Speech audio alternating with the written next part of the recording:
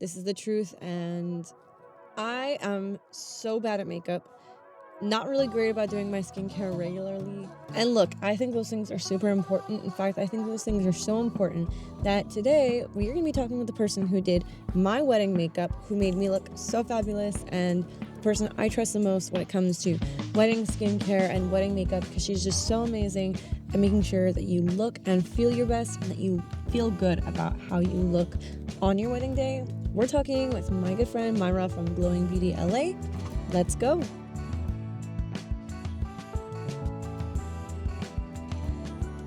Today, Mayra's going to be doing my makeup and explaining what the process looks like from doing your skin and coming prepped to bridal trials versus bridal previews, how we can adjust your look on day of, how to really get the look that you're wanting. We're covering all things wedding glam. Let's do this. Okay, so the first thing that we're going to do is we are going to clear your skin of any product that you might have had.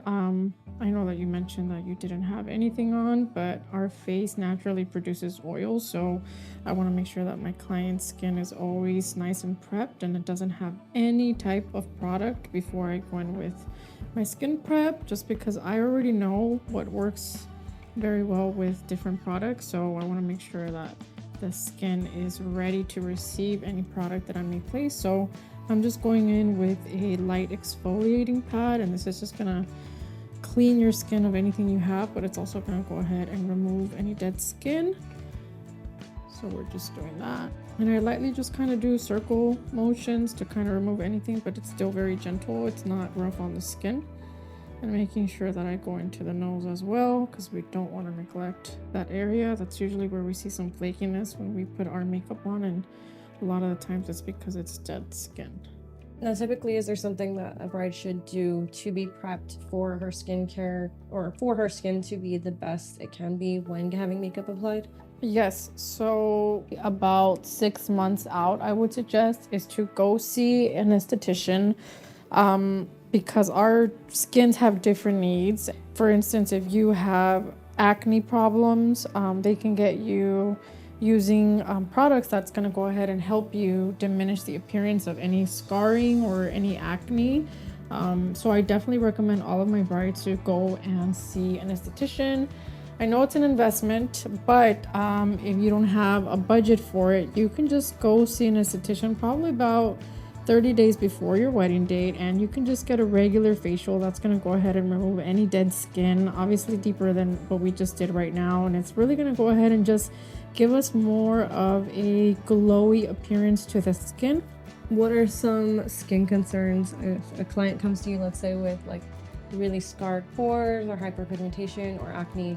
What can you do to help them either get a more flawless makeup look or just feel more confident that the makeup's going to really help with those issues? Well, the beauty of makeup is that depending on your makeup artist, of course, we have different techniques and different products that we can use to go ahead and diminish the appearance of, let's say, hyperpigmentation, or if you have acne scars. We can't completely erase the texture of the skin, but we can definitely help as far as the appearance looking more like a flawless skin versus the appearance of it having more texture. And we're just adding some hydration on your skin right now. I'm gonna go in with an ice roller, and I'm just using this to help penetrate the product into her skin and just kind of help absorb it.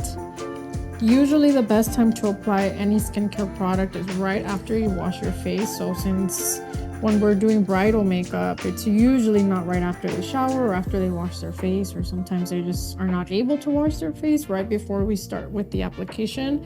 I always like to go in with a cooling product to kind of help me have their skin absorb all of the products that we are going to be placing. Now, also just something very important is that you touch base with your makeup artist, because not all makeup artists provide skincare in their services. Some of them maybe just might be providing moisturizer or a primer. So it's very important that you communicate with your artist to make sure that on the day of you are prepared either with your own skincare if that's something that they don't provide, or you show up with nothing on your skin, just ready to get pampered. What should a bride bring to the hair and makeup trial? Okay, let's first and foremost talk about the difference between a trial and a makeup preview, because I see this happening often where brides either say they want a makeup trial or a preview. So a trial is when you haven't booked your makeup artist and you kind of want to try it out, right? Hence the word trial. You want to try them out and you want to see if they're a good fit for you.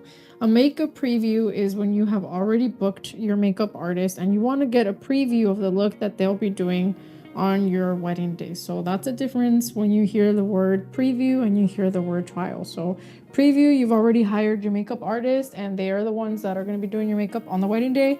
And a trial is something that you book with someone that you have not officially booked for your wedding day. I always suggest for my brides to come wearing white, or something that is light in color, like a cream color or an ivory color. Or if you're a bride who is non-traditional and maybe want to wear a black dress for your wedding, then something that's going to be similar to your wedding day, just so that you can get a better idea of how the colors are going to contrast and blend seamlessly onto your skin tone and the look. So let's say you're only going to book a makeup trial or a makeup preview with your artist. You want to come with your hair done or completely pulled back out of the face, so that once they're done with the application, you can have a better idea, because eyebrows, and hairs, they make a difference. When you're setting up your makeup trial, you also want to communicate with your makeup artist and you want to talk to them about how long the trial is going to last, because it's not a 30 minutes and I'm out the door. Some of us, we take our time, so it could be about an hour and a half, an hour 40. Maybe some artists will take an hour. It really just depends, but you want to make sure that you're not rushing during your makeup trial. This is really the time where you want to explore the looks that you want.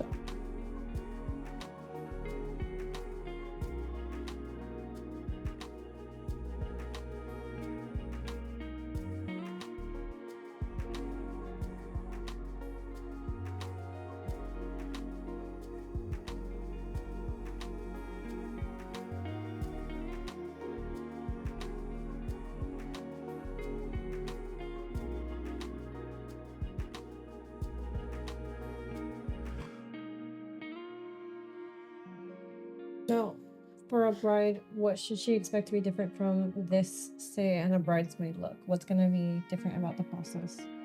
Everything is going to be different about the process. So skincare, we always do skincare, like I said, but when it comes to the bride, we focus more on skincare. So for brides, I usually go in with a full light facial massage, as you remember. I also do a face mask. I also do more hydrating serum, something that's gonna help the skin look at its best versus a bridesmaid's. We absolutely do polish them up, but we don't take as much time and we also don't use as many products. I always recommend my brides to talk to their bridesmaids and ask them, okay, what look are you guys going for, so that everybody's on the same page when it comes to getting their makeup done. That's, I think, personal preference, whatever the bride feels comfortable with. Some brides are like, I want my bridesmaids to do whatever look they want. And other brides are like, well, I want to make sure that we're coordinated.